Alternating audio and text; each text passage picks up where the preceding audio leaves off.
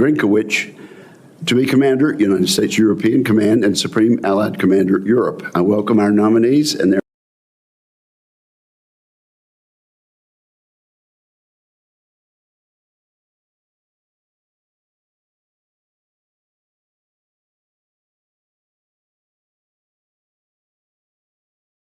their families, and I thank them for their continued willingness to serve our nation. I want to begin my remarks by recognizing the remarkable skill, courage, and professionalism displayed by the men and women of our military and intelligence communities who participated in Operation Midnight Hammer over the weekend. President Trump was right to authorize the mission to strike Iran's nuclear facilities and address this long-standing threat to the United States. Our Commander-in-Chief gave Ayatollah Khamenei every chance to negotiate peacefully. The Iranian leader, however, rejected our presence in treaties. He instead chose to continue his pursuit of a nuclear weapon and support of terrorism rather than a peaceful resolution that would have benefited the Iranian people. To be clear, the situation the Iranian regime finds itself in today is entirely of its own making. I know members of this committee will have questions about Operation Midnight Hammer and the administration's Iran policy. I do remind my colleagues there will be a classified briefing for all senators later today with senior administration officials to address many of these questions. If confirmed, Admiral Cooper will assume command of CENTCOM in the midst of a seismic shift across the Middle East. These changes were precipitated by Hamas's barbaric attack against Israel on October 7, 2023. Since then, Iran's conventional military capabilities have been severely degraded. Hezbollah's leadership has been decimated, and Hamas has been crushed. Iran's longtime political ally in the region, Syria's Bashar Assad, is out of power and in exile. Iran and its terrorist allies are weaker than they have been in decades, but the job is not done. We must do all we can to support the defense of Israel and ensure that American forces in the region have what they need. I hope to hear Admiral Cooper's unclassified assessment of recent developments and his description of the force posture and force protection requirements CENTCOM needs in order to contend with Iran, its proxies, and other threats emanating from the region. Lastly, we must not lose sight of the continuing threat posed by radical Islamist terrorist groups like ISIS and Al-Qaeda. Although weakened, ISIS and Al-Qaeda remain intent on killing Americans. I'm interested in Admiral Cooper's testimony about the current capabilities of terrorist groups in the region and what CENTCOM's counterterrorism strategy should be in order to counter this threat. Now, as to General Grinkowicz, if confirmed, he will take command of EUCOM and NATO at a time of war and great uncertainty. Vladimir Putin continues to remind the West that Russia remains a determined enemy, one which is willing to use force to vindicate long-held grievances and to violate international law. The Russian dictator's invasion of Ukraine has rained death and destruction upon a democratic people and serves as a warning to the world that the military threat from Russia is as relevant today as it ever has been. Indeed, earlier this month, NATO Secretary General Mark Rutte warned that, quote, Russia could be ready to use military force against NATO within 5 years, unquote. He added that Putin's war economy produces more munitions in 3 months than the whole of NATO produces in a year. Of course, Russia is not just a danger to our NATO allies. Russia also directly threatens the homeland. Its nuclear arsenal is sized and postured to destroy the United States. The members of this committee are keen to hear General Grinkowicz's views of the threat Russia poses, as well as his plans to counter it. The United States faces a daunting challenge. We must deter and, if necessary, defeat 2 nuclear peer adversaries. That task highlights the important role allies play in our security. President Trump deserves considerable credit for dramatically increasing allied burden sharing, which has helped to renew NATO's purpose. NATO is now actively debating a commitment for members to spend 5% of their GDP on defense. Amid this encouraging development, there are some in the Pentagon that believe the U.S. must draw down our military presence in Europe. This thinking bewilders most of us on this committee, given Russia's aggression and the renewed willingness of allies to share our collective defense burden. Our presence in Europe helps deter Russia. It also has additional benefits, including enabling and assisting our military operations in the CENTCOM and AFRICOM areas of operation. That support is vital, especially now as tensions once again rise in the Middle East. With that, I look forward to our hearing today, and I turn to my colleague and friend, Ranking Member Reed. Thank you very much, Mr. Chairman, and welcome, Admiral Cooper, General Greenwich. Congratulations on your nominations, and thank you for stepping forward to continue your long careers of service. And I particularly extend my appreciation to your families who were with you every step of the way and are one of the reasons I think you're here today before us. Gentlemen, as you are well aware, this is a very dangerous moment. On Saturday, the President ordered airstrikes on several nuclear facilities deep within Iran. More than 100 American aircraft and thousands of service members executed a remarkable global operation that significantly damaged Iran's nuclear infrastructure, although we still await the final battle damage assessment.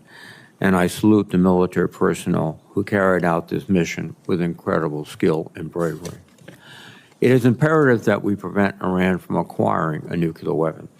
However, I am concerned about the consequences of this attack. Iran has already retaliated by launching ballistic missiles at our bases in Qatar and Iraq, threatening tens of thousands of American troops. Fortunately, these strikes were intercepted, but we must recognize the grave risk of igniting a broader regional war.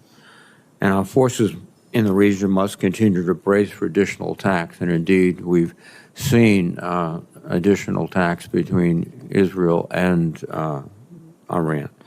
I urge the Trump administration to pursue diplomacy and international engagement to prevent further violence. Admiral Cooper, I trust that you understand the challenging situation within which you have been nominated to lead CENTCOM. In this regard, your distinguished record of service is encouraging. Your career as a surface warfare officer with extensive command experience in the Middle East, including your current position as Deputy CENTCOM Commander and previous command of U.S. Fifth Fleet, should serve you well. If confirmed as CENTCOM Commander, you will need to not only address the Iran crisis, but also continue to navigate the difficult environment surrounding Israel's war against Hamas in Gaza, the ever-present Houthi threat in Yemen, and the potential resurgence of ISIS in Syria and Iraq, all while the administration has announced significant force reduction in these areas. I'd like to know how you would address each of these threats and how U.S. military operations can align with Iranian nuclear negotiations, and any plans you have to help build the capacity of our regional partners, such as the Lebanese armed forces. Even as we navigate these conflicts in the Middle East, the security environment in Europe remains fraught. At this moment, NATO leaders are gathering in Brussels to address a number of urgent issues, including the war in Ukraine and Russia's increasingly aggressive posture towards the West. And I'm hopeful President Trump will take this opportunity to clearly express America's solidarity with our NATO allies. General Greenwich, you have been nominated to command European Command, or EUCOM. For the past 3 years, EUCOM has served as the backbone of the international effort to support Ukraine, enabling the Ukrainians to succeed on the battlefield while sending an unmistakable message to America's adversaries around the globe. However, in recent months, the position in the United States seems to have reversed, with the Trump administration challenging our allies while attempting to negotiate directly with Vladimir Putin. I would point out that Putin has suffered immense cost in Ukraine and has turned to Iran and North Korea to help sustain his war. In contrast, the Ukrainian military continues to fight bravely and demonstrate stunning battlefield innovations, such as its recent drone attacks deep within Russian territory. I would argue that there is never a time to appease Putin, but it certainly is not now.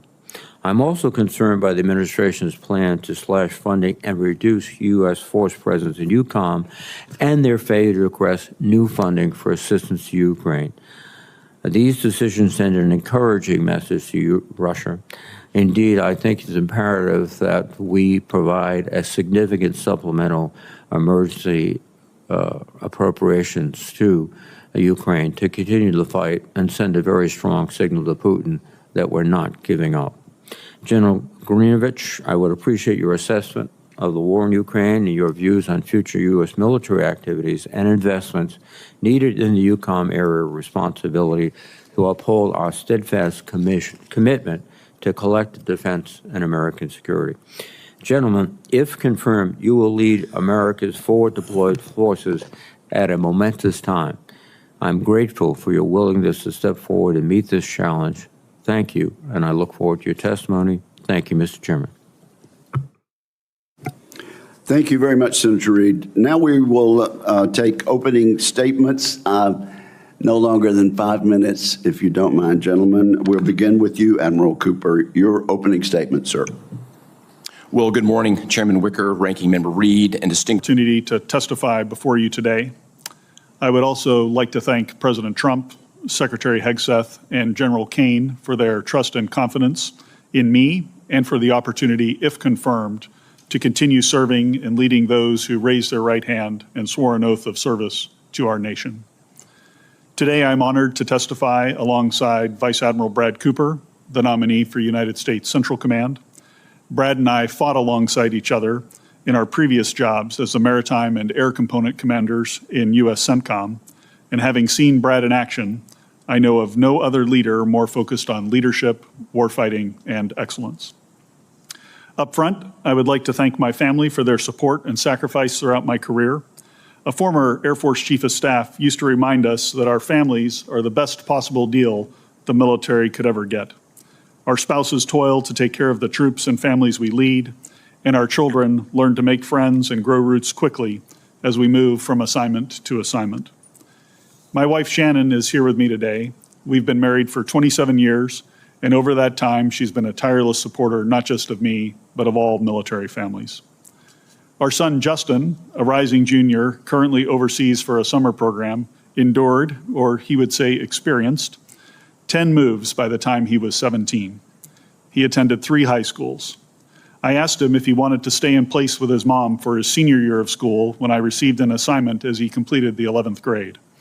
With a year-long deployment for me during his freshman year still fresh on his mind, he said, "No way. I don't want to be the reason the family's apart." We're super proud of Justin and can't wait to see him this summer.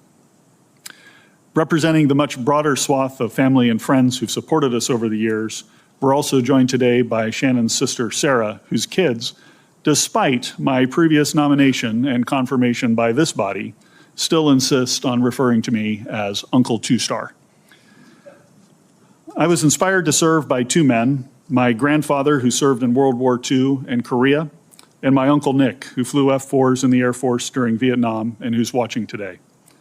My mother, who is also watching these proceedings from down in Georgia, recognized the influence these men had on me and my desire to serve.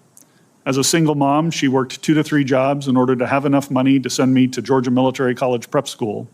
There I was mentored by Lieutenant Colonel Kurt Landers, a retired Army helicopter pilot, who told me that flying was great, but if I wanted to do it, I ought to consider the Air Force. And the rest is history. Since I first marched up the ramp at the U.S. Air Force Academy on day 1 of basic cadet training in June of 1989, countless others have shaped and molded me as an airman, a fighter pilot, and as a leader. No one gets to this point in a military career without a legion of friends, mentors, and supporters. And for all of those who've helped make me who I am today, I'm filled with gratitude. In my current role on the Joint Staff, I'd had the privilege of seeing the broad swath of global challenges facing America today.